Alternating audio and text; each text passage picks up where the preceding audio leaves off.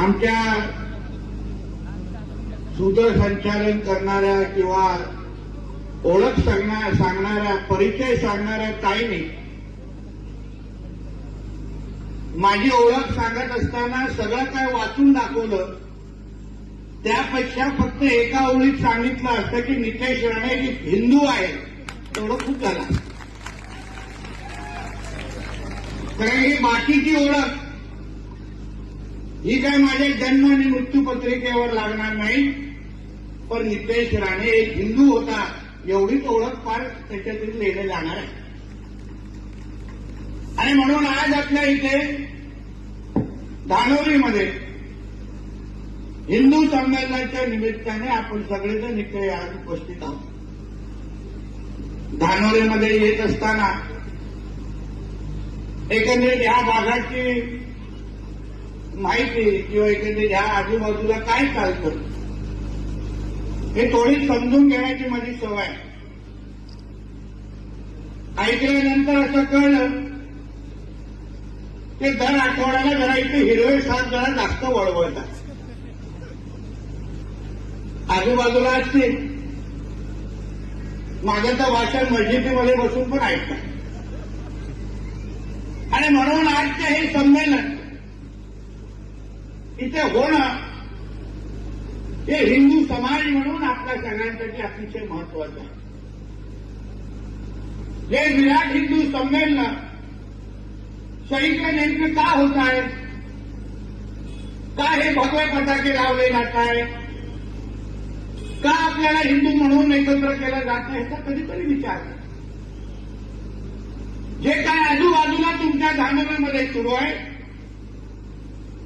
हे माझ्यापेक्षा तुम्ही सगळेजण जास्त अनुभवता. या भागामध्ये हिंदू पहिले किती होते, हळूहळू इथे गोल टोपी दाढीवाल्यांची संख्या कशी वाढते,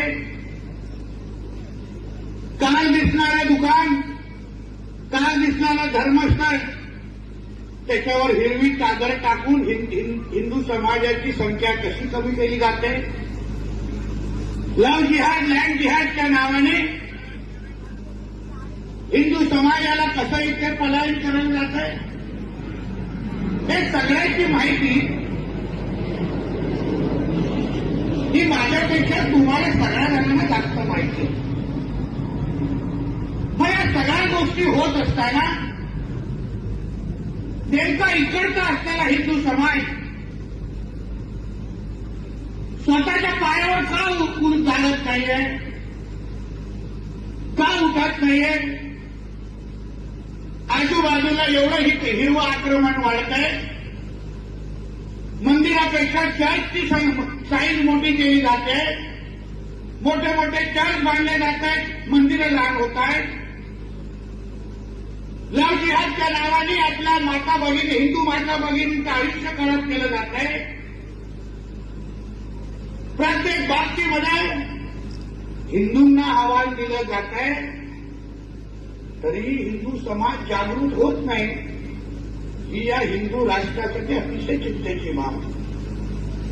नितेश राणे, महेश लांडगे हे सगळे व्यक्ती आहेत, पण समाज म्हणून जोपर्यंत तुम्ही जागे होत नाही, समाज म्हणून जोपर्यंत अन्यायाच्या विरुद्ध उभा राहत नाही, तोपर्यंत अशा किती हिंदू संमेलन घ्या,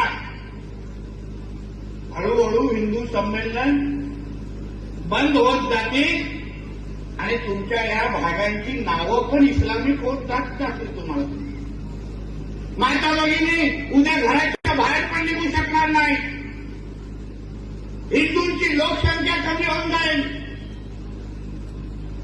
धानोरीचं नाव कुठेतरी इस्लामिक म्हणून हे ठेवून देतील आणि मग तुम्ही सगळेजण इथे कसे जगणार याचा समाज म्हणून तुम्ही विचार करावा. म्हणून हे हिंदू संमेलन आहे. नितेश राणेला आमच्या ताईंच्या अनुसार जहाल भाषण करण्याची संधी मिळावी यासाठी हे हिंदू संमेलन नाही. पण शेवटी समाज म्हणून आणि आपण उभंच राहणार नसू. आपलं हिंदू राष्ट्र आपण म्हणतो, आपलं राष्ट्र आहे, इथे 90% लोक हिंदू राहतात. काही जशा बोलल्या इथे सर्व धर्म समभाव चालत नाही. या हिंदू राष्ट्रामध्ये पहिलं हिंदूंचं हित बघितलं जातं आणि मग बाकी सगळ्यांना मोजलं जातं, हे लक्षात घ्या. आणि तीच आपली भूमिका असली पाहिजे आणि तेच खरं असलं पाहिजे. आपण कुठल्या इस्लामिक राज्यामध्ये राहत नाही जे आपण सहन करायला हवं. आता इथे कत्तलखाना मोठा होता. आपल्या हिंदुत्वादी विचाराच्या एका नेत्याने कार्यकर्त्याने तो बंद केला. पण गाईला आपण आपलं माथा मारतो ना. मग गाईला माथा मारल्यानंतर हे राजवट पद्धतीने कत्तलखाना इथे चालवत असतील तर मग हिंदू समाज म्हणून आपण कधी त्याच्या विरुद्ध जागे म्हणतो. आपण असं अगर गाईंच्या हे अगर वाचल्या नजरेने बघत असतील तर ह्यांना पण दिवसायचं कसं हा पण कार्यक्रम आपल्यासमोर तयार असला पाहिजे. त्याला तुम्ही ठणकावून सांगितलं पाहिजे तुम्ही आमच्या इकडे अगर आमच्या गाईकडे वाचल्या नजरेने बघाल तर तुमच्या मोहल्ल्यांमध्ये पण आम्ही डुकरं सोडायचं याचा विचार करणार नाही. आम्हाला माहिती आहे तुम्हाला वऱ्हाडला किती प्रेम आहे तुमचं. एक दिवस डुक्कर बघितल्यानंतर पूर्ण 5 वक्तची नमाज पण तुमची जात काय. मी तर काही आमच्या माता भगिनींना विनंती केली आपण पाळीव कुत्रे ठेवतो ना, पाळीव प्राणी ठेवतो तो वऱ्हाड पालन चालू करा. कोण नाही बोलतोय तुम्हाला. तेव्हा घराच्या बाहेर लावा बघा इन्व्हेस्टा वळवळतात काय मग असली गाडी काढून टाकतील तुम्हाला. पण ह्या गोष्टी तुम्ही करायला हवं कारण आपलं हिंदू राष्ट्र आहे.